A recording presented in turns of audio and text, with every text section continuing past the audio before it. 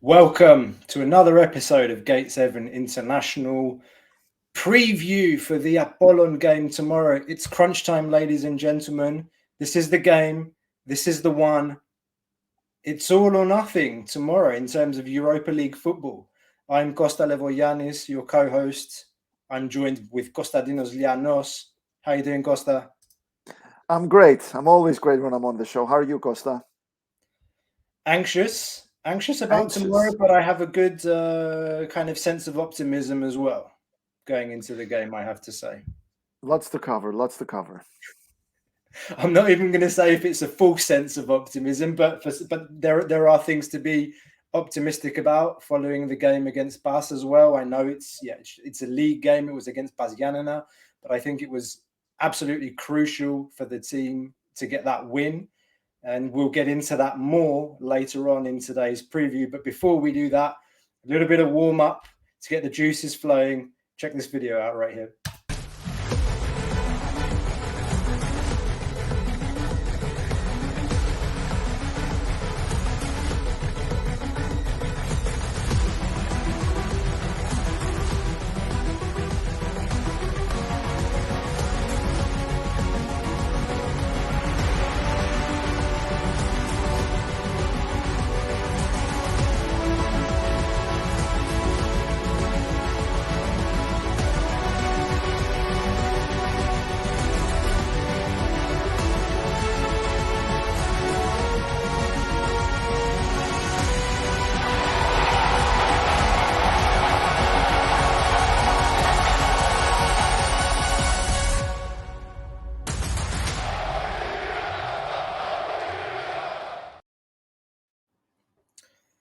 There you have it, ladies and Intense. gentlemen. Intense. There you go. Ladies and gents, that's the video that Olympiacos FC put out today. Get people warmed up for the game tomorrow. It's a clear call, as we made already Sunday night after the Buzz game, a warm kalisma, a call to the fans of Cool. Olympiacos to come to the stadium, to go to the stadium tomorrow, fill it out. We heard last night already more than 20,000 booked their tickets for tomorrow's game. If you haven't bought your ticket already, guys, go and do it. Help give the team that extra push that it needs early on in the season. It's been complicated preseason so far. We've talked about it before. The team needs that extra push tomorrow. We've finally got that first win under our belt against Bas. I think that was absolutely critical for Very the critical. confidence of the team, changing the mood in the dressing room. Anyone that's played football knows that everybody goes into training the next day with a completely different kind of outlook and feeling. So I think that was really key to get that win on Sunday. And yeah, here it is. Costa, what you got? Like, what are your thoughts going into the game tomorrow? Well, I mean, obviously, it's a huge game, very crucial. It's one thing to make it to the Europa League, another thing to make it to the Europa Conference League. Olympiacos have to win this. They need it for terms of mentality. They need it for confidence reasons. They need it for financial reasons. They need it also for pride. And, Olympiacos, have to be in the Europa League worst case scenario. I mean, Olympiacos are not a conference team, in my opinion. Of course, though, Corberan has had the time that he's had, very little of it. I doubt he's even had time to bring his things over to Greece from Spain or England, wherever the hell he was before joining Olympiacos. The team already looks better than it was under Pedro Martins. It keeps improving. We're seeing in those two games against Slovan. We saw it against Apollon. We definitely saw it against Pasianina. We don't have the full squad details yet. All we know is that Juan Gimbom, the MVP of the first leg, will be playing for Olympiacos, and we can surely expect him to start. He was also part of the press conference, which usually indicates that he's going to be a starter. So yeah, just Olympiacos have to seal this win. There's going to be more transfers coming, and the squad needs to be produced, needs to be sealed, needs to be created, needs to be molded as soon as possible for the coming season, which will be tough. Absolutely. And we've said before that we think Carlos Corberan has already come in and done a pretty good job, like given the circumstances, an absolutely, well, almost impossible task he's been asked to do. But he's cleared the first hurdle against Slovan Bratislava. Let's not forget, in dramatic fashion, a game that went to penalties. It went to penalties. I want to forget about that game. I was a little bit traumatized, I have to say, towards the end. But I hope we can get a clean score tomorrow. If you look at least our results this year, the only 2 games that we've won have been games where we've kept a clean sheet. That was against Alkmaar in a friendly at home, 1-0. And the second victory, obviously, on the weekend, first official victory of the season against Baziana, again, keeping a clean sheet, and the team only really receiving, 1 shot on target in the 92nd and 93rd minute of the game after being 2-0 up. So, the manager has always talked about having a good balance between attack and defense. But today in his press conference, he obviously understands that to qualify for the group stages, we need a win. If you go to another draw, this is going to extra time and penalties again. And, he emphasized that we have to attack and we have to keep possession of the ball as long as we can, so that we're not in situations when we're defending. So he emphasized those 2 points emphatically, I would say, in today's press conference. They also asked him some questions about what he expects from the opposition. Does he expect a different approach? And he said that the Apollon team is also a team that likes to try and dominate possession, try and control the game. And we saw in the first game in Cyprus, the first 25 minutes, I think they did a fairly decent job of, controlling the tempo. They had more of the ball, and it took that kind of goal to wake us up, and then Imbom Hwang to get the equaliser. And then I felt that from that moment on until the moment Imbom came off in the 65th, 67th minute, we controlled that game entirely. And then, he comes off, and then we kind of go back into that mode where we can't really get the ball up the field, and we're constantly defending and kind of hoofing it up. But they also asked Hwang Imbom today if he's 100%. And after the game last week, he said, "No, I'm not. Slowly but surely getting there. Also getting to know the players more, understanding the philosophy of the coach and how the team plays, all those things. But you do hope that he has a bit more juice in the batteries for tomorrow, and we want to see as much of him on the pitch tomorrow as well." I think he's only been here, it feels like, less than a week. I want to say it's 10 days. I don't know how long, but the guy's had an immense impact. Like, did you expect that? I know you watched the deep dives that we did on Hwang, and we had some idea, but did it surprise you more? It did surprise me more. I knew Olympiacos were dealing with a baller when Hwang Imbom joined. I didn't expect that kind of impact. Obviously, it's all about consistency, but I think that Olympiacos have a really good player, really good midfielder. A midfield that could probably also help other talented midfielders like Pierre Kunde, Agibu Kamara, Yanem Villa, Gel. I'm hearing there might be another midfielder coming in, a defensive one, because the only defensive midfielder Olympiacos have right now is Mvila. So there could be another 6 coming in. But definitely, Hwang Imbom, a huge addition, major player, a box-to-box midfielder. I cannot remember the last time Olympiacos had a box-to-box midfielder. And obviously, anyone who had a go at Hwang's heritage, anyone who's treated him in racist fashion, their mother failed them. Εντάξει, καλύτερα να μην ασχοληθούμε με... There's been a few. I don't care about that, but there's been a few, and shame on them. Footballer proves himself on the pitch from what he's done. What he does at present is not going to judge a footballer or anyone based on where he comes from. That's ridiculous. Exactly. I know what you mean, because the transfer was initially greeted with some skepticism, I would say is the lightest word, but some people were straight up like, oh, what do Koreans know about football? Which is absolutely ridiculous. If you look back, I remember when they hosted the World Cup, was it with Japan back in 2002? Like, under Gus Hiddink, you can see that things were happening over in Asia.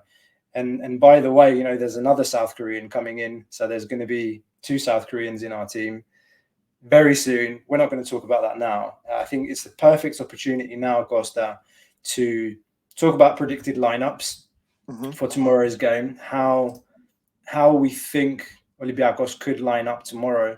Now, this is pretty much a copy paste of what I predicted last week, and I think I was right 100% last week on this one.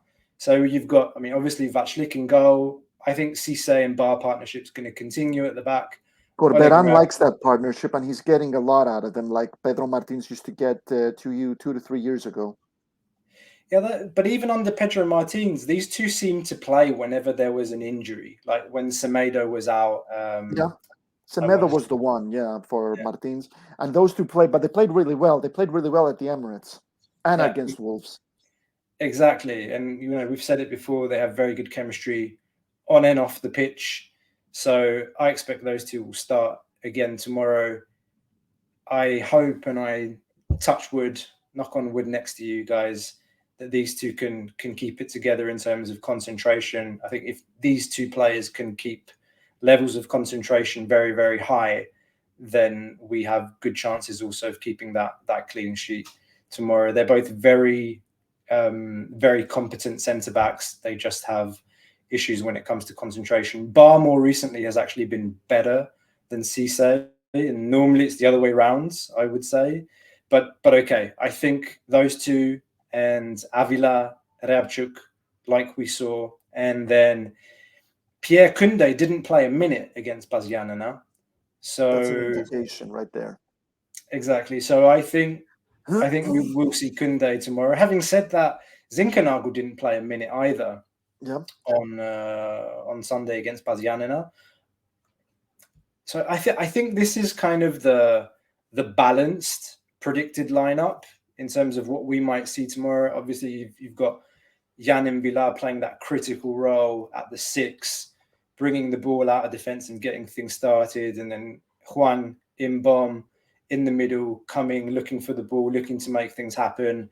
Yorgos Masouras looking to make those diagonal runs. I don't know if we go with this formation, whether Masouras will start on the right or on the left. We've seen Zinkernagel starting on the left more, even though Masouras' more effective position is on the left and Zinkernagel seems to be on the right. For some reason, since the beginning of the preseason, we've seen Zink on the left and Masouras on the right. And then you've got Youssef El Arabi and no other options, basically. He played 35 minutes on the weekend. So he's got to start tomorrow, obviously. Yeah, obviously, Conrad is another factor in this whole thing, but he played against Pasian and he played a lot. Yeah, and he hasn't played football professionally. I mean, he was injured for a long time. I think he hadn't played for a while for Marseille, so he's not fully fit. And just because you mention it, there is another possibility tomorrow, and this is way more attacking, a way more attacking formation.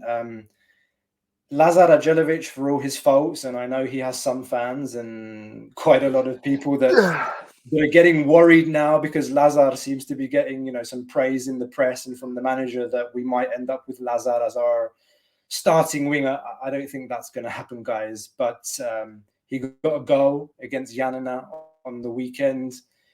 He's involved in some key moments of build-up. He's involved in the build-up to the first goal with a through ball to Avila before the cross that led to the Valbuena header and 1-0.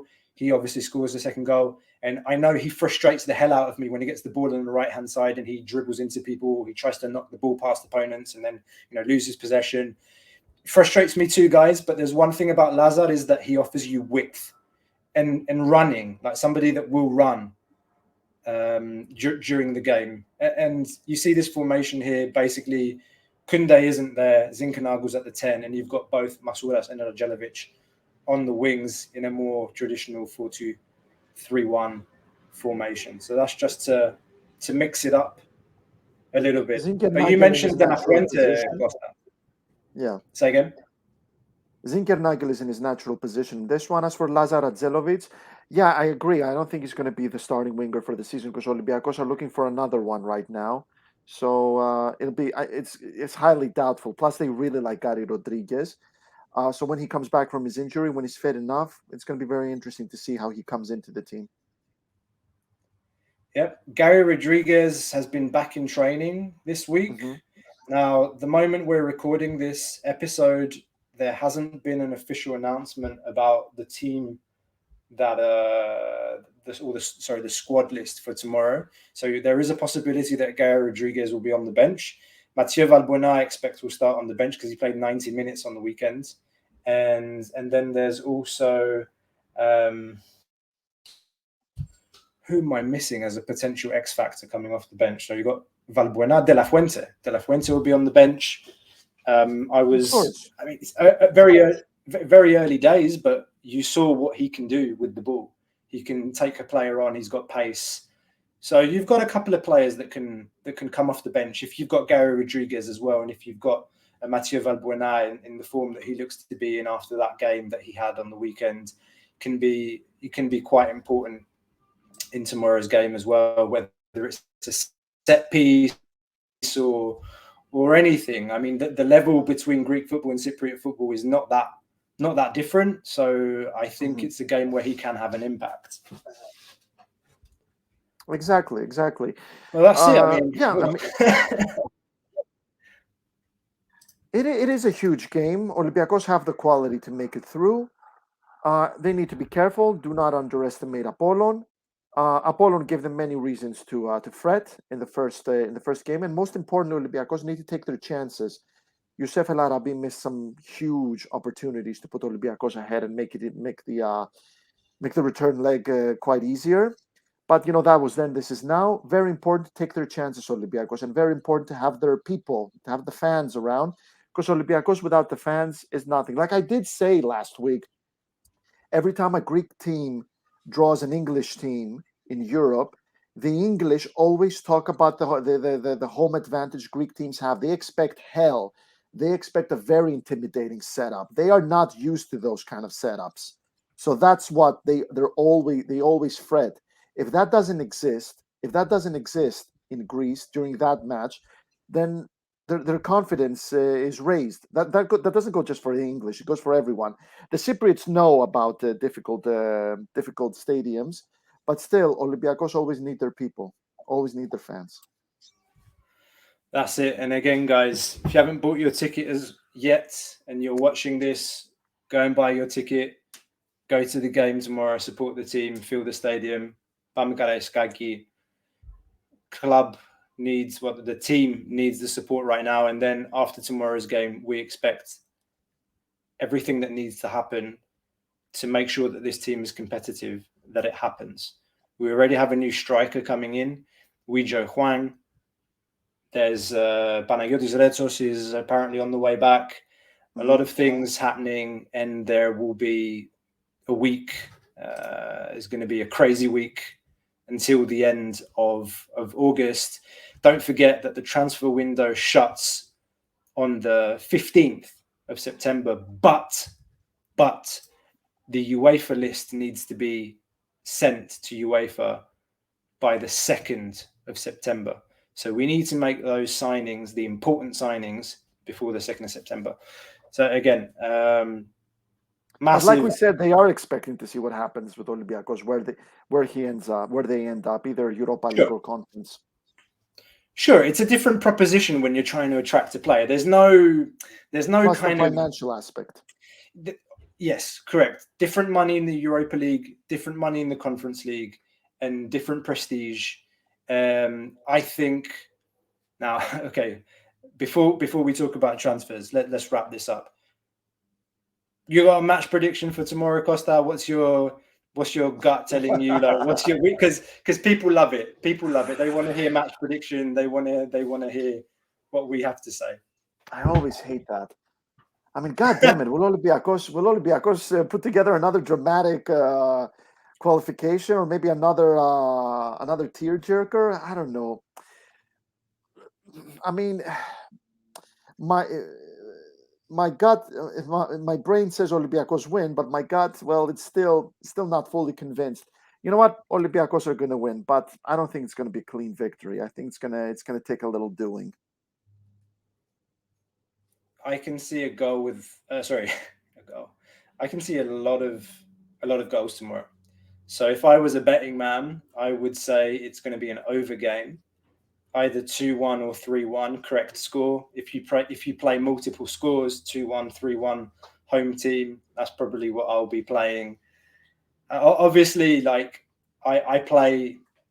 It's hard to like be a betting man when it comes to your team because like it's all about heart. Like I want to be optimistic, and I am generally optimistic going into tomorrow's game.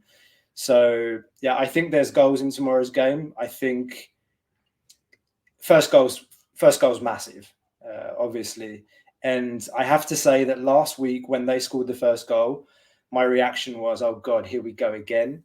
Yep. And that's what you don't want the players to think when the first goal. I mean, it went against them last week with that ricochet and that bad pass that Koundé played into Mvila, the shot from distance, the ricochet off Cissé's foot, and then just tapped into the corner. But we came back, and I think there are characters in this team that are waking up, that are waking up to this new philosophy that the new coach is trying to bring into the team. There is an awakening. I want to say there's an awakening in the team. There's something different. It's oozing. Second chances as well. There's second chance, and there is this feeling of second chances. Yes, absolutely right. And you see that with, not only a player like Lazar Rajelovic, you saw it with Kudris the other day. The manager is trying to win over the players and giving opportunities. I think that's a very good indication you made there, Costa. So match predictions, guys, like there you have it. Like we're both saying wins tomorrow. If you're a betting man at this point, I would also just like to remind you about our sponsors, BetUS. If you're a betting man, head over to betus.com.pa. You can make a deposit, and using the code GATE7INTL, you can get 125% boost on your deposit. Go and check out the ratings at betus.com.pa. Use the code, and you can maybe make a bit of money. So now that that's over, guys, leave your thoughts in the comments as well in terms of match prediction.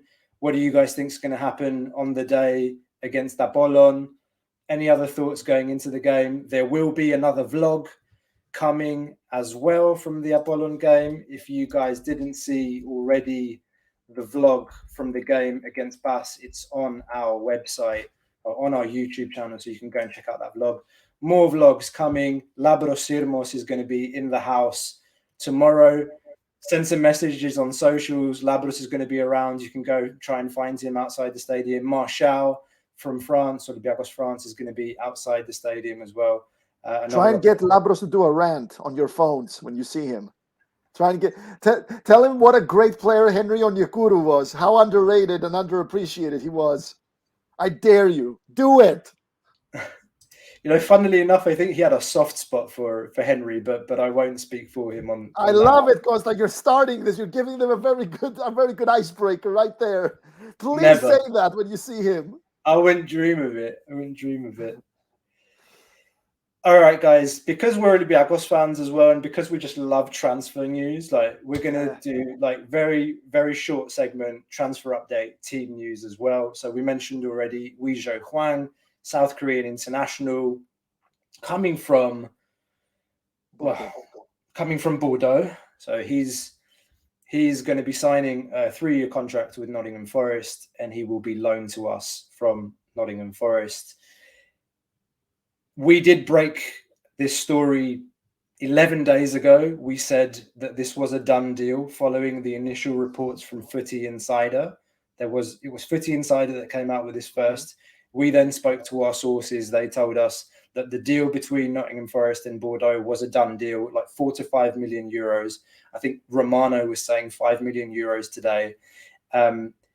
We did say on our Instagram post, pending agreement of the player, that was an issue at the time. So now it seems that this has happened. The reports are also that Inbom Huang has also played an important role in convincing him to come over. Yeah, Even Paulo Bento as well, who's manager of the South Korean national team, former manager of Olympiacos as well. So I'm quite excited. I have to say, like, I think this guy is coming in obviously to be the number one striker. Yeah. We've said our opinion about El Arabi and whether or not we should have paid him 2 million. There is one thing I will say, and I'll differentiate or possibly expand on this discussion, is that if you look at all the other teams in the Super League, they cannot boast the attacking firepower that Olympiacos has with these two strikers. And there's Abubakar Kamara Bravo and Ahmed Hassan if he doesn't leave. Apparently there's interest from overseas.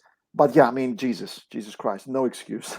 I think realistically speaking, Hassan is going to leave, and our three attacking options for striker will be Weizhou Huang, Youssef El Arabi, and Abubakar Kamara. Yeah, and there's no other Super League side. There's no other Super League side that can boast that, and it's goals that win you games, and it's goals that win you championships. Yes, defense as well, but literally, you look at AEK, you look at PAOK, you look at Panathinaikos. If their main strikers get injured, who's going to get goals for them? No, absolutely. I mean, obviously, though, Olympiacos is an addition for Weizhou Huang ahead of after signing with Nottingham. They want to see Steve Cooper wants to see how he does there, because Nottingham are pretty full in attack. I mean, they got Taiwo Awoniyi, Sam Surridge, Brennan Johnson is there, Emmanuel Dennis has joined. Yes. I mean, they're full. They're basically full in attack. So this is his audition. So Huang Weizhou has every reason to rack up the goals. 11 goals in 36 appearances, if I'm not mistaken, with Bordeaux. That's a pretty good stat. So he has every reason to succeed this season at Olympiacos. A team that got relegated, by the way, in a league where it's difficult to score goals. It's not the Dutch league and it's not the German league where they play a bit more open. Like the French league is a very tough league, and he's scoring 11 goals for a team that got relegated is not negligible, not to be ignored. I have to say, I have never seen the guy play a 90-minute game. I'm not going to pretend like I know him. Ari, where's the deep dive at this moment? He's in Kalymnos right now. He said he's going to try. I hear his internet is not very good. He's going to do it. He's going to try. Yeah, he's going to do it. He is going to do it. I know he's already working on it. He always comes through at Aris. He is already working on it. I can confirm. Ari is already looking at the data, watching film. And you can see even from some YouTube highlights. I mean, the guy's got something that we don't have. So pace, ability to run at people. I think he can also play on the wings. Not ideal, but he has the pace and the ability to do that if called upon. So I'm really looking forward to that one. Even if it's a 1-year loan, I think it's important that we signed a striker. Not just because Tiquinho left, but I think we needed to mix it up a little bit up front. We needed a striker with some different characteristics. What else have we got in terms of transfers? Panos Retsos. Youssef El Arabi has a lot to prove against Apollon, because he missed some huge chances, and he wants to prove that he's still that killer. And yeah, as you say about transfers, Olympiacos are looking for a centre back, because I mean, someone is leaving. I think someone's going to. I mean, Pape Aboussissé is definitely leaving. Sokratis Papastathopoulos has been left off the UEFA list, so that could be an indication he's going. Kostas Manolas, the whole rumors about him being about being linked with a Middle Eastern team, apparently it's not true, according to my sources. So yeah, I mean, Pape Aboussissé, in my opinion, he's leaving. So Papastathopoulos probably leaving, and Retsos apparently is on his way back from Hellas Verona. Yeah, so at least the Greek reports and what we've heard are that Sokratis has a quad injury. He's been out with a quad injury. Otherwise, Manolas, the latest reports are that he's been made an offer, like a big offer, from Apparently, that's not true, is what I know. right. So That's what I know. so conflicting reports there. Hmm. Cisse, I don't know. We haven't. It's been one of those where there was activity or talk at the beginning of the summer, Premier League sides, maybe French sides, but it seems to have gone quiet there. Madi Camara is another one that today we've heard reports about Leicester City, Newcastle, Leicester City are in negotiations with Chelsea about Fofana. I think they made like a 73 million euro bid to Leicester that was rejected. But you can see that one. It was the third. It was the third bid. The Chelsea bid. made a third bid for Wesley Fofana. It was rejected, and there is a good chance that Chelsea might leave it and look at other options because they need reinforcement. Like yesterday, and we saw that against Leeds. It is very important. But then again, if Leicester keep Fofana, it's going to be interesting how Brendan Rodgers is going to bring him back because he left him off the team. As for Madi Camara, yes, Leicester are desperate for transfers. They've only done one transfer, and it's a goalkeeper after losing Kasper Schmeichel to Nice, if I remember correctly. Yeah. So they're desperate for transfers right now. Newcastle, a whole different animal because they're focusing on bringing a striker. They're not that fussed about a midfielder anymore. And I'd be very surprised if a team like Newcastle, like a sleeping slash sort of, I'm going to call them the snoozing giant right now because they're not sleeping anymore. They are awakening, and we saw that against Man City. I'd be surprised if they went for a player like Madi Camara, who's had some very, very difficult 13 months. I don't know. What do you think? I'll believe it when I see it, Costa. We've heard a lot of talk before about Madi Camara as well, just like we heard talk about Pape Cisse. So if we don't receive a bid, then it's nothing. But I mean, he changed agents during the season last season, and there was a lot of. This is an agency that works a lot with England Premier League sides. So I mean, the guy's been there for a long time, and as much as I enjoyed him the first 2.5 seasons, it's good for him if he goes, and it's good for us as well. We make some money, and he goes somewhere, and I think it's the best solution. I think it will be complicated if he sticks around, and we start to have a lot of players that play in that position in midfield at the 8. You got Inbom, Agibu Kamara, Madi Kunde. There's too many players in that position. And right now, he looks like he's quite far down the pecking order for the 8 position. Yeah. I mean, he's off the list as well. And plus, Olympiacos don't really sell until they sort out their European future. So I do predict we're going to have some immense development regarding Madi Camara and Pape Abou Cissé's future at Olympiacos. Olympiacos always hold on to their key players until their European future is sorted. Let's see. Still one game left. Yeah, let's see. There's still players that we need to get out as well. Still players that are sitting, training at Ready by themselves, or there is a Yanis Masouras. I wonder if there is a change in the thinking about Yanis Masouras because Sima Vasalko's come in and he's been injured for a month. He's played 1.5 official games against Maccabi. He's not in contention for tomorrow. He tried to start training this week with Aboubakar Kamara. Apparently they both had lapses and they're both going to be out a little bit longer. So that leaves just Avila and Androuchos, who the manager doesn't fancy him. There are reports again that he's out and he's going to leave. Dare I do this on this show? There are reports already about Kostas Fortounis and that he's going to start training with the team again on Monday. Mm-hmm. The reports are saying that if there is not a bid for him by next Monday, he'll resume training. Honestly, does anybody expect a bid to come in by Monday? No. There's like a 90% chance there's going to be no bid for Kostas Fortounis. Nothing serious, at least.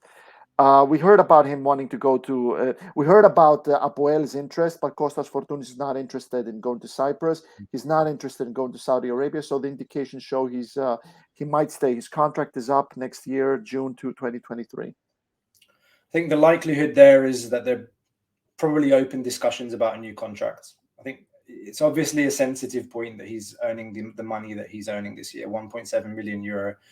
Given the club's financial situation as well, not having qualified for Champions League, etc., I think possibly there's a conversation going on there. But I think, Costa has a lot to prove. If this does happen, I hope that gives him motivation. We know there's a lot of love for him at the club, obviously. And hello, surprise, surprise. Can you guys hear me? Look Right who got tired of his family at the end. Aris Boulubas is from Kalymnos. What's going on, man? Kalymnos. There's no lights on. We just got Wi-Fi back. It's lovely. I love rolling blackouts, boys and girls. It's amazing. Well, that's wait until winter, my friend. Oh, I won't be here. You're not going to be on planet Earth. You're not going to be on planet Earth. Ari, what's your? We're pretty much at the end, man. But like, since you're here, what's your match prediction for tomorrow? Oh, I'm bold, baby. I got 3-1. 3-1 Olympiakos. 3-1. 3-1. I'm feeling it. I've been scared, but the data's been good. Every match has been a little bit better. The XG's been higher. The open play has been better. You guys saw the stats we put out on the podcast page with regards to how the open play attacks have been changing. Right. So on the left side, it was garbage for the first three games of Corberon against Yanina. Now I know it's in Greece. I know it's against a team that's not at the same level of competition, but we had more attacks on the left side in one game than we did in all the three games combined. So very efficient from the left. Hopefully, maybe that's a sign, maybe Kutris is the guy going forward. Oleg is the more conservative option to have. I think things are getting better and better, and I think we're going to see better and maybe not hit as many posts against Apollon. I think it's going to be a much better game and a much bigger win. There you go. You were pretty close with me there. I said that the game would be over, like a over game. It's going to be at least 3 goals, whether it's 2-1 or 3-1 or something. Olympiacos win. I'm the pessimist of the group again. No, you're just a little bit more reserved, Costa. Fair enough. That's a nice word. As for the transfer, you're not as bad as Lambro. Lambro's a real pessimist. He's the real pessimist. Really? We're talking about Lambro when he's not around.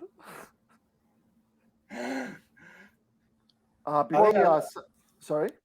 I think that's all we've got time for today, man. Just a very quick one. Yeah. The info I have is that Olympiacos are also looking for a winger. They're looking for a center back, which is almost definitely going to be.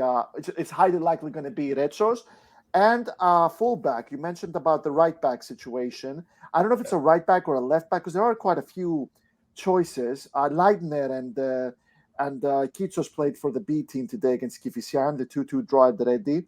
But apparently there is this sentiment that they want to bring another fullback. I'm not sure if it's for the right or the left. And there's apparently they're keen to bring a number 6 as well because Mvila is the only defensive midfielder Olympiacos have now. Yeah, unless you consider Andreas Bouchalakis as an option there in the Greek league. Yeah, in the Greek league maybe, but in Europe I personally no. I've as much respect as I have just. No, please no more Bouchalakis at the 6, particularly in European games. You saw him do some of those things already against Bas, where he kind of passes the ball back but doesn't hit the ball hard enough, and then it goes to an opponent, and you're just like, oh no, not again. Or just holds it too long. There are times where the pass is there, and he just waits and he hesitates and he takes 2 or 3 steps. We saw it clearly in the stadium. I mean, the poor guy was getting booed right away. All it took was his, I think, second or third touch on the ball, and he received it, and he had was it Avila? I think Avila was just waiting, and he just sat there and stared at him for like 3 seconds. Come on, man! You have to let that go faster. It's a confidence thing, though. We've said it so many times before. Ari, he's a confidence player as well, and as you say in Greek, "Ama se pari kato volta." That's it. Like it's really hard to come out of that. But okay, from what I hear, we're looking for a player that can play on the left and on the right, ideally at the back. That's not very easy to find, but Panos Retsos can do that. When he was playing in Italy, he played left wing back the other day for Verona in his last game. He can play as a fullback. He is quite He's versatile. He's quite versatile, and that's what Olympiacos are looking. They're looking for a fullback that can play both sides. Sorry, I just remembered that. So yeah, that's what I read. Yeah, if he can stay on the pitch, he has to be able to get on the pitch though. That's the caveat here. How much time has he played in the last 3 years? Pretty sure it's under 1,000 minutes. That's I don't know.